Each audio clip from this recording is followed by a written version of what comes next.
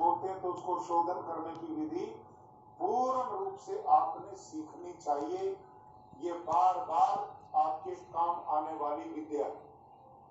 तो आप क्या काम करें, अपने घर में देसी गाय जरूर लें। देसी गाय का दूध A2 है, जो पीने के लिए सर्वोत्तम माना गया है। अब दुनिया ने विश्व की लेबोरेटरी में चेक हो चुका है, निरीक्षण हो चुका है कि A1 दूध जर्सी गाय का, हॉस्टन फ्रीजन गाय का है, जो पीने में शरीर के लिए उपयोगी नहीं है, रोगों को पैदा करता है, तनाव पैदा करता है, स्वास्थ्य के लिए हानिकारक है। लेकिन भारतीय नस्ल की जितनी भी गाय उनका दूध A2 माना गया है और वो दूध पौष्टिकता देता है, शरीर को स्वस्थ बनाता है, बुद्धि को तेज करता है, बालकों के शरीर सौष्ठव को बढ़ाता है, बच्चे बलवान और स्वस्थ होते हैं। इसलिए अपने घर में सभी खेडूत बंधुओं से मेरा निवेदन है, 1, 2, 4 जितना भी सामर्थ्य है, कम से कम एक गाय ऐसा एक भी घर गुजरात में ना बचे खेडूत भाई का जिसमें देशी गाय ना हो।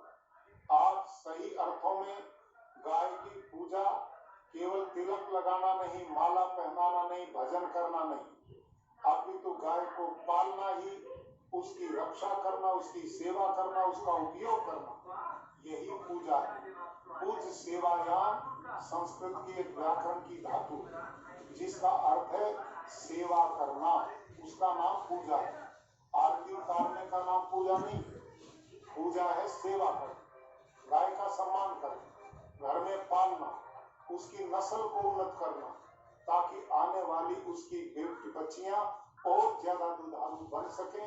इस विधि को आपने सीखना चाहिए और कभी इस विषय पर मैं फिर दोबारा नस्ल कैसे उन्नत बनाई जा सकती है इसकी जानकारी मैं आपको दूंगा। मेरे पास 300 गाय और उनमें देसी भारतीय नस्ल की भी गाय मेरी 12-15 लीटर से दूध कोई भी गाय कम नहीं देती और 25 किलो तक प्रतिदिन दूध देने वाली देसी गाय मेरे पास है और वो नस्ल मैंने अपने हाथ से तैयार की। वो विधि आप भी कर सकते हैं, बड़ी सरल विधि है, उसको आपको सीखना चाहिए और घर में गाय जरूर पालें और उस गाय को जिस जगह पर आप बांध करके रखते हैं उसके फर्श को नीचे से पक्का कर दें, उसमें लाइनिंग डाल दें ताकि वो स्लिप ना करे। प्लास्टिक का गद्दे गायों के नीचे बिछाने के आजकल मिलते हैं, वो जरूर उसके नीचे बिछाएं ताकि पक्के पर बैठने से थन वगैरह खराब ना हो और उसको कई रोगों से बचाया जा सकता है और सुख मिलता है। गाय के नीचे गद्दा बिछा दें और उस फर्श का ढाल एक कोने पे कर दें और उस कोने पे पक्का सीमेंटेड एक बाल्टी की तरह गड्ढा बना दें ताकि गाय जब गोमूत्र करे तो सारा गोमूत्र बह करके उस गड्ढे में इकट्ठा हो जाए, आपको बार बार इकट्ठा करने के लिए उठना ना पड़े, आपको इकट्ठा गोमूत्र मिल जाएगा। गोबर ठोस होता है, वो अपने आप ही मिलेगा। तो आपने जीवामृत कैसे बनाना है, आप बाजार से प्लास्टिक के ड्रम ले 200 लीटर का, लगभग 250-300 रुपए में प्लास्टिक का ड्रम मिल जाता है। उसमें लगभग 180-85 लीटर पानी से उसको भर दें, सिंपल पानी से भर दें। इस ड्रम को छाया में रखें, धूप में ना रखें, इसको प्लास्टिक से कभी ना ढकें, ऐसा कपड़े से ढकें या बोरी से ढकें जिसमें छेद हो, जिसमें ऑक्सीजन जाती रहे और जीवाणु ना मरे, उनको ऑक्सीजन मिलती रहे, ध्यान करना। तो आपने क्या करना है, इसमें लगभग 170-80-85 लीटर पानी अनुमान से डाल दें। 10 किलो ज्यादा हो जाए कम हो जाए कोई चिंता की बात नहीं। जिस गाय ने रात भर 24 घंटे में जितना गोबर गोमूत्र दिया, लगभग 8-7 किलो गोमूत्र, 8-7 किलो गोबर आप इस ड्रम में डाल दें। 1.5 से 2 किलो गुड़, 1.5 से 2 किलो किसी भी दाल का बेसन और बड़े पेड़ के नीचे की 1 मुट्ठी 2 मुट्ठी मिट्टी, सिंपल मिट्टी। खेत की क्यों नहीं? क्योंकि खेत में आपने यूरिया डीएपी डालकर सारे जीवाणु मार दिए। खेत में जीवाणु बहुत कम बचा है। पेड़ के नीचे क्योंकि यूरिया डीएपी नहीं पड़ा है, वहां जीवाणुओं का भंडार है, तो वो मिट्टी के जीवाणु उसमें मिलेंगे। तो इसको भी ड्रम में डाल दें, लकड़ी का एक डंडा लें और घड़ी की सुई की तरह जैसे घड़ी चलती है ऐसे 5 मिनट सवेरे 5 मिनट शाम, कुल 4 दिन आपने इसको घोलना है। सीधा नहीं घोलना, गलती नहीं करनी। सीधा घोलेंगे तो वो पानी नीचे की ओर जाएगा और जीवाणुओं को ऑक्सीजन नहीं मिलेगा, वो मरेंगे। घड़ी की सुई की तरह घुमाओगे तो वो ऊपर आएंगे, उनको ऑक्सीजन खुला मिलेगा और बढ़ेंगे। अब इस सिस्टम को आप समझिए, ये क्या है। इस रहस्य को समझेंगे तो आपको जानकारी भी मिलेगी, लाभ भी होगा। पानी में जब हम गोबर को डालते हैं तो गोबर में असंख्य जीवाणु है। गाय के प्रयोगशाला में पाया 1 ग्राम गोबर में लगभग 300 करोड़ जीवाणु है। जब गाय दूध नहीं देती उन दिनों ये जीवाणु 500 करोड़ तक बढ़ जाते हैं, क्योंकि दूध वाली शक्ति के जीवाणु निर्माण में लग जाती है। तो 1 ग्राम गोबर में गाय के में 300 से 500 करोड़ जीवाणु हैं। तो 8 से 10 किलो गोबर में कितने जीवाणु होंगे? असंख्य जीवाणु। जो गाय का मूत्र है उसमें अनेक तरह के खनिज हैं, वो उस भूमि को मिलेंगे। मिट्टी जो उसमें डाली गई उसमें करोड़ों जीवाणु। गोबर के मिट्टी के जीवाणुओं को जब इसमें बेसन हम डालते हैं तो बेसन में प्रोटीन है, जीवाणुओं को प्रोटीन मिलेगा तो वो स्वस्थ और बलवान होंगे। और गुड़ उसमें डालते हैं तो मल्टीप्लाई को बढ़ाने का काम करता है। अनुमान लगाया गया है प्रयोगशाला में कि जब आप इस घोल को घोलते हैं तो लगभग 20-25 मिनट में नए करोड़ों जीवाणु इसमें पैदा होते हैं। हर 20 मिनट में नए करोड़ों जीवाणु पैदा होते हैं और ये जीवाणु लगभग 10-11 दिन तक बढ़ते हैं। इस बीच में हमने इस जीवामृत का प्रयोग खेत में कर देना है। यदि आप देरी हो गई तो फिर वो जीवाणु खत्म होना शुरू हो जाएंगे, मरने शुरू हो जाएंगे, उसका लाभ नहीं मिलेगा। तो कोई भी जीवामृत 5 से 10 दिन के बीच में खेत में प्रयोग करो। जब पानी देते हो तो आप पानी के साथ उसको छोड़ देंगे, बूंद बूंद गिरता रहेगा तो खेत में मिल जाएगा। जो लोग स्प्रिंकल सिस्टम है वहां पर भी इसको कपड़ छान करके, कपड़े में छान के उस पानी में मिला के इसको छुड़वा सकते हैं। आप ड्रिप सिस्टम से, जहां से ड्रिप सिस्टम का पानी उठता है उसमें इस पानी को डाल करके उसके माध्यम से भी इसकी सप्लाई कर सकते हैं। बहुत सरल ये तरीका है खेत में पानी के साथ लगाने का। लेकिन इसके साथ जब भी पानी आप दें उसके साथ इसका स्प्रे भी ऊपर कर, इसको कपड़े से छान के, और इसका अनुपात मैंने बताया है 100 लीटर पानी ताजा और 20 लीटर उसमें जीवामृत मिला लें। और इसका स्प्रे यदि आप किसी भी फसल पे करें, आपने नहीं देखनी कौन सी फसल, जिस भी फसल पे करेंगे 1 सप्ताह में आपको परिणाम दिखाई देना शुरू होगा।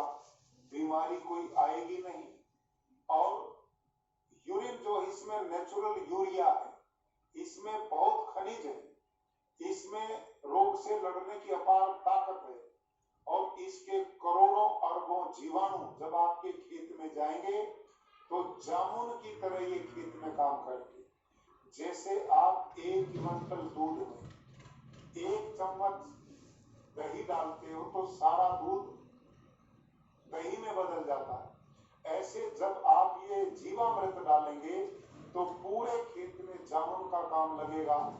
धरती के जीवाणुओं को मिलकर ये जीवाणुओं की संख्या बढ़ाएंगे और ये जीवाणु पौधे की जड़ में पौधे के लिए भोजन का निर्माण करेंगे और आपको किसी भी तरह के खाद की आवश्यकता नहीं। नीचे पानी में जीवामृत छोड़ते रहें और ऊपर उसका स्प्रे करते रहें। आप अभी अनुमान करेंगे और जो यूरिया डालते हैं उसको बंद कर दें। आप पाएंगे कि आपके खेतों में आपकी लागत अभी से समाप्त हो जाएगी। आप यूरिया डालने की बजाय जीवामृत का स्प्रे करें और जीवामृत का स्प्रे हर 10-12 दिन के बाद आप फसल में करते रहें। 100 लीटर पानी, 20 लीटर जीवामृत का घोल कपड़ छान करके टंकी से स्प्रे करें। वो आप तरीके आप जानते हैं, उसको आप अवश्य करेंगे।